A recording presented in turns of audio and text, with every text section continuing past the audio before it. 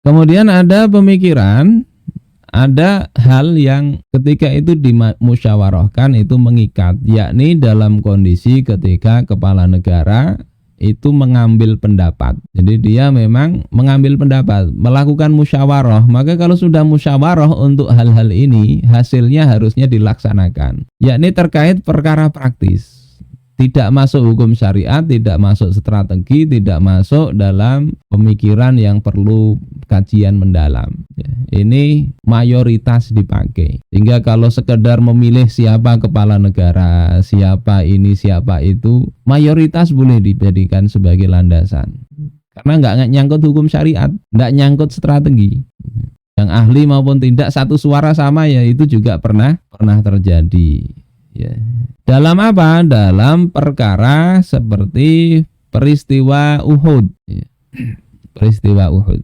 Rasulullah Shallallahu Alaihi Wasallam waktu itu mengambil pendapat kaum muslimin, mana yang ingin bertahan di Madinah kah, kita song-song musuh kah? Dan kemudian beliau melihat bahwasanya pendapat mayoritas itu menginginkan untuk keluar dari Madinah, menyongsong pasukan musyrikin di peperangan Uhud itu. Ya, maka beliau kemudian meninggalkan pandangan beliau sendiri. Beberapa sahabat senior itu juga, kita di Madinah aja, kita song-song musuh.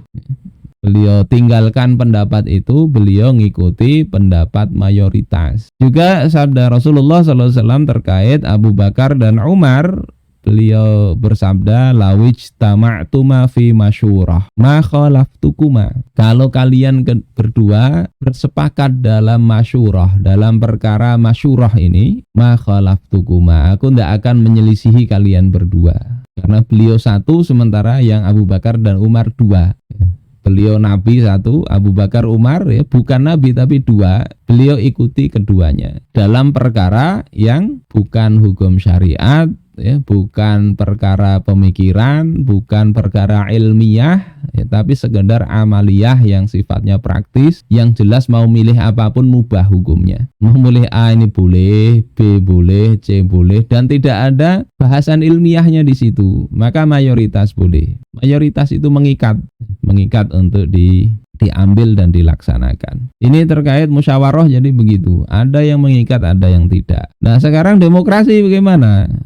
Lalu kita bandingkan, demokrasi itu apa? Kalau kata Lincoln, itu adalah pemerintahan, teorinya ya, pemerintahan oleh rakyat, dari rakyat, dan untuk rakyat.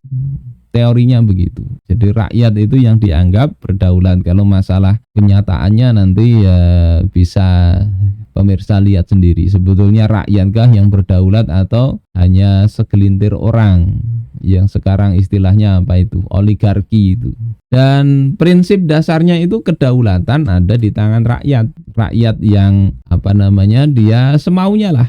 Menyerukan kebebasan secara menyeluruh kepada manusia. Ini konsepnya begitu. Dalam hal beragama, berpendapat, kepemilikan, bertingkah laku, semuanya terserah rakyat inginnya gimana. Sehingga bagi orang misalnya masyarakatnya ingin LGBT legal, ya legal. Seperti di banyak negara di barat itu. Mudah-mudahan di Indonesia ini nggak ketularan. Demokrasi ya begitu. Kalau saya demokrasi tapi enggak seperti itu, ya itu enggak demokratis.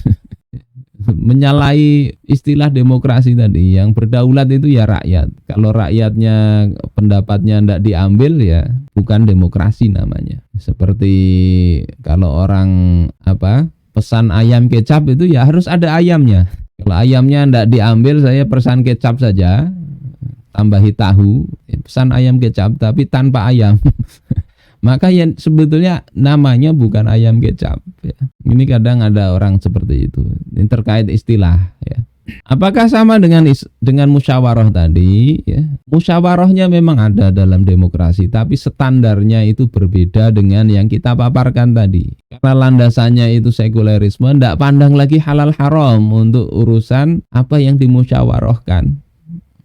Bahkan judi kadang dimusyawarahkan, ini gimana kalau kita perbolehkan karena menambah devisa. Ada dulu yang mengusulkan kita jualan ganja saja, itu untuk menutup utang negara. Hal-hal begitu tidak perlu sebetulnya.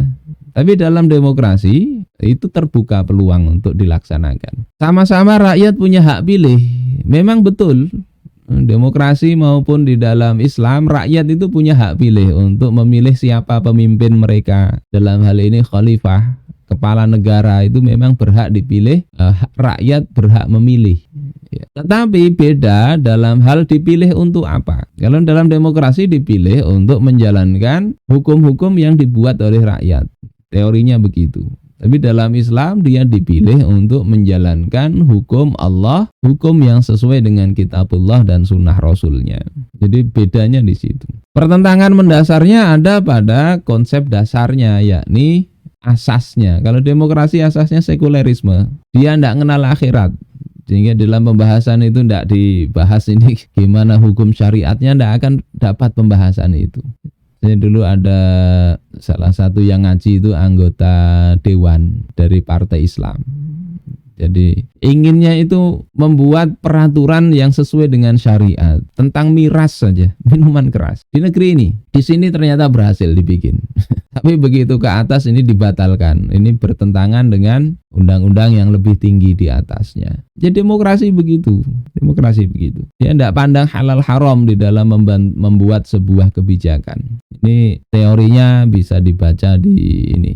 Introduction to Democratic Theory. Jadi public policies amid on majority basis. Kebijakan publik itu dibuat pada suara mayoritas, berdasarkan suara mayoritas. Oh itu kan dulu enggak, kita ini bukan berdasarkan mayoritas tapi mufakat. Ya mufakat gimana? Kalau semuanya mufakat, mufakatnya enggak sesuai dengan ketentuan Islam, enggak ada nilainya. Kalau enggak mufakat nanti kan di voting juga ujungnya. Mayoritas juga yang dipakai. Jadi tidak bisa disangkal kalau ini berbeda dengan Islam. Dalam Islam suara mayoritas itu hanya mengikat dalam satu hal tadi, yakni dalam hal praktis yang tidak perlu kajian mendalam, tidak perlu pemikiran mendalam, dan hal praktis itu mubah. Boleh, mana yang diambil tentukan berdasarkan mayoritas. Efek dari pertentangan mendasarnya itu adalah konsekuensinya. Dalam demokrasi itu konsekuensinya ya ada liberalisme, dalam hal ekonomi nanti kapitalisme. Walaupun nanti demokrasi ini di sosialis juga ada tapi beda dengan kapitalis. Yang paling jelas konsekuensinya ya di sini.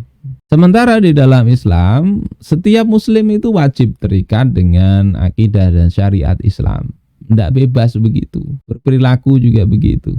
Tidak ada pemisahan agama dengan negara. Agama itu diturunkan untuk mengatur masyarakat, termasuk negara. Pluralitas itu memang iya, kodrat manusia itu waja'alnakum syu'uban wa qabaila lita'arafu. Kami jadikan kalian itu bersuku-suku, berbangsa-bangsa untuk saling mengenal. Betul itu kodrat. Beda-beda iya Allah ciptakan. Tapi bukan pluralisme, yakni menganggap semua sama dalam hal budaya, kemudian dalam hal agama dianggap semua sama. Kalau pluralisme itu kan begitu. Allah ciptakan beda-beda, akhirnya semua diterima, termasuk urusan agama, perilaku, adat dan sebagainya. Dalam Islam semua itu distandarisasi dengan syariat. Adat, perilaku dan sebagainya yang tidak sesuai dengan syariat, meskipun itu budaya warga suku tertentu, bahkan suku di Arab sendiri, suku Quraisy ada budayanya tidak sesuai dengan Islam, segera diganti dengan Islam. Ya itulah yang menjadikan Rasulullah SAW diutus untuk menjalankan ajaran yang dibawa dari Allah Subhanahu wa Ta'ala. Kemudian hak dan kewajiban tidak sembarangan. Ini kan hak asasi. Yang kemarin ada sempat viral juga itu. Seorang wanita hidup serumah dengan 2 suami. Itu nggak bisa disebut hak asasi. Karena tidak boleh menurut hukum Islam. Dia ngakunya muslim juga, muslimah. Tapi dalam demokrasi itu bisa dilindungi hak seperti itu. Saudaraku sekalian yang dimuliakan Allah Subhanahu wa Ta'ala, terakhir ini saya ingin sampaikan sabda Rasulullah sallallahu alaihi wasallam dalam Sahih Bukhari, diriwayatkan dari Abu Hurairah, ya, la taqumus saa'ah hatta ta'khudha ummati bi akhdhil quruni qablaha. Kiamat tidak akan terjadi hingga umatku itu meniru, mengambil generasi-generasi sebelumnya, yakni pola kehidupannya, shibran bi shibrin wa dhira'an bi dhira'in, sejengkal, sehasta, sedikit-sedikit, akhirnya semakin banyak itu. Faqila ya Rasulullah kafarisa war Rum. Maka dikatakan, wahai Rasulullah, apakah itu seperti Persia dan Romawi yang dicontoh itu? Maka Rasulullah menjawab, wa manin nas illa ulaik. Siapa lagi manusia kalau bukan mereka? Dalam riwayat dari Abu Sa'id Al-Khudri, Rasulullah ditanya, apakah Yahudi atau Nasrani? Maka Rasulullah siapa lagi?